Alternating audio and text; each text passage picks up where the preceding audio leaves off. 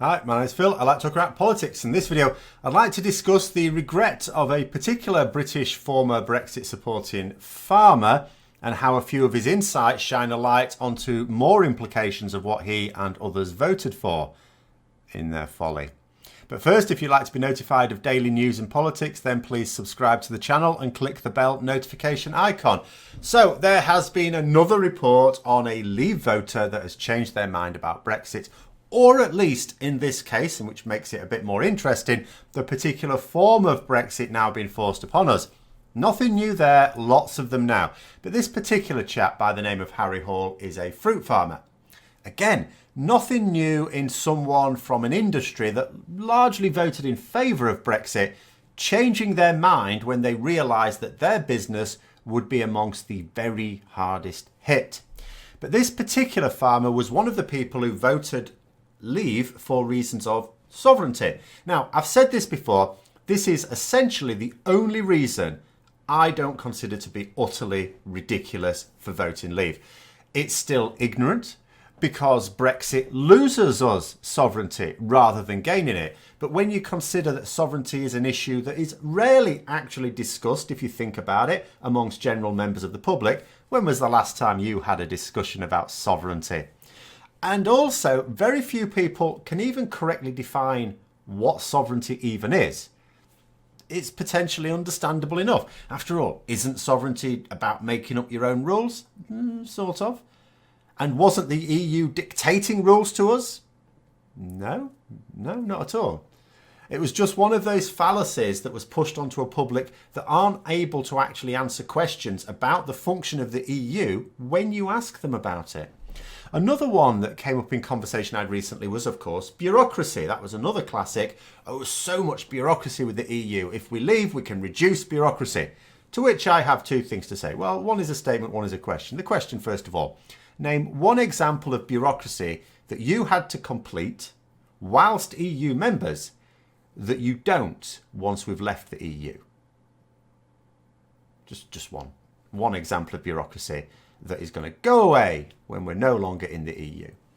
And second thing I will say is that the amount of bureaucracy that we'll have to complete, all of us, but especially importers and exporters, is set to increase massively.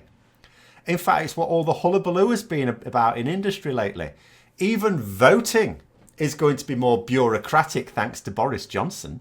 So the next time you go along to vote in a general election, there's going to be more bureaucracy for you. In fact, I say more bureaucracy. There was zero bureaucracy. Now there is some bureaucracy. Unless you count putting a pencil line in a box bureaucracy, in which case there's much more than that. In fact, going back to the sovereignty, the government's own report confirmed that the UK experienced no loss of sovereignty at all as a member of the EU. Of course we didn't. Laws were still passed, amended or repealed in exactly the same way they did before membership. Bills are put forward, debated and voted for or against by Parliament. No change to that was ever made due to membership. The way our Parliament works did not change at all according to, our membership of the EU. That didn't inform any of it. But because people don't understand their own Parliament or its legislative functions any better than they understand the EU, they accepted the law that our laws are decided elsewhere. And perhaps the farmer still believes that lie. They may not have changed their mind about the facts of the case. It's not their main reason for changing their mind, after all. The reason for them changing their mind was the particularly harsh form of Brexit that has been visited upon them. And this is where I have a bit of sympathy for those who voted Leave, even if they still believe the rubbish told to them, because they were told that a vote for Leave was a vote to remain in the single market, that we wouldn't lose any facilities at all. This farmer relies on 2,500 staff each year to pick their fruit. Now, we all know that it's the latest immigration plans that are about to put him out of business. Assuming that they actually follow through on them, that's the reason he's changed his mind. As I've said before, the government often talks off on immigration and then don't go through with it. But if they do go through with it, that's him gone. He thought he wouldn't be harmed by the vote and has actually ended up voting for the destruction of his own livelihood. He'll have to live with that. Now, I don't need to repeat the effect that these plans will have on farming. I've already talked about that in the last week, indeed. But one thing of interest did emerge here. Now, I sort of knew the general gist of this, but this was a spectacular statistical fact that really hits home. Those in favour of the immigration plans keep saying that it's actually good that we won't be able to get cheap labour from the EU, that it will mean more jobs for UK citizens, as if they are somehow being frozen out of those jobs right now. Well, this chap's business has had one English applicant for that work in the last few years. This is absolutely priceless, this next bit. So they've had one English applicant, they said, in the last few years.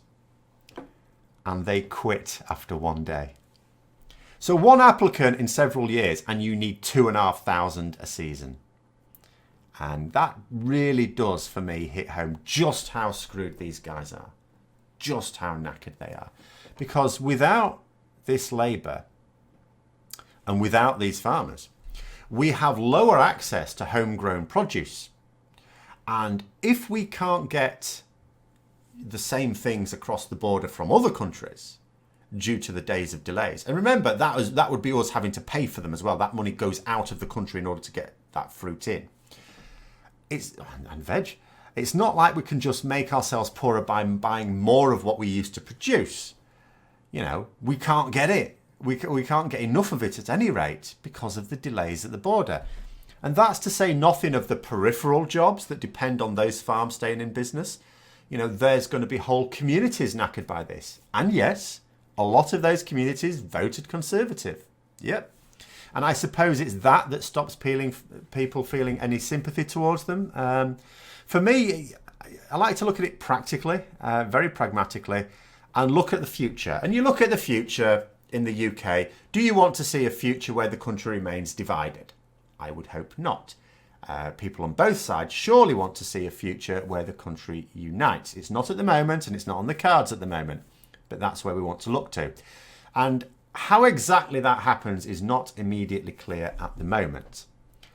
And it is definitely, however, going to involve avoiding the situation where half of the population sees the other half as destructive cretins. It's also going to need, absolutely need, many of the people who voted for this having the courage to stand up and begin arguing against it. Belittling them for doing that, taking the piss out of people who are actually going public and saying, I voted Leave and I wish I hadn't, is not going to help bring that about. You just reduce the chances of others following suit. And don't get me wrong, do not get me wrong. When 2021 comes around, I will be flying my I told you so banner. But it will be directed against the liars, not the lied to. And I think that's what's important. So anyway, I hope you found the video interesting. If you did, don't forget to click the like button. And if you'd like to support the channel further, then please also click the Patreon link for details. And until next time, I'll see you later.